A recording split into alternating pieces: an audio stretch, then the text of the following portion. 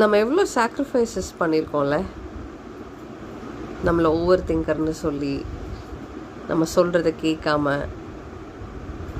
நம்மளை அப்ரிஷியேட் பண்ணாமல், நம்மளுக்கு சப்போர்ட் பண்ணாமல், நம்மளை லோன்லி ஆக்கி, நம்மளை வீக் ஆக்கி, நம்மளை ஷேம் பண்ணி, நம்மளை கம்பேர் பண்ணி, ஜட்ஜ் பண்ணி, பயாஸ் பண்ணி, டிஸ்கிரிமினேட் பண்ணி, வைலன்ஸ் பண்ணி, ஹராஸ்மெண்ட்ஸ் பண்ணி, இது எல்லாம் தாண்டி இன்றைக்கி நீங்கள் நான் எல்லாரும் ரொம்ப ஸ்ட்ராங்காக, கான்ஃபிடெண்ட்டாக, மோட்டிவேட்டடாக, ரெசிலியன்ஸோட, ஒரு லவ்வோட நம்ம ஃபேமிலியும், சொசைட்டியும், கம்யூனிட்டியும் நம்ம சப்போர்ட் பண்ணி, ஒர்க் லைஃப் பேலன்ஸ் பண்ணி, ஃபேமிலியை பியூட்டிஃபுல்லாக பார்த்துட்டு நம்மளை டிக்னிஃபைடாக வச்சுருக்கோம்ல.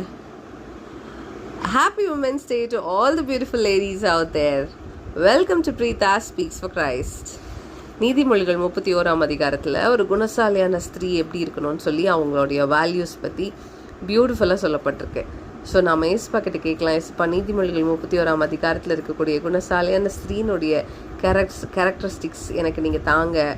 நான் பிளெஸட் ஆன உமனாக இருக்கணும், மற்றவங்களுக்கு ஹெல்ப் பண்ணணும்,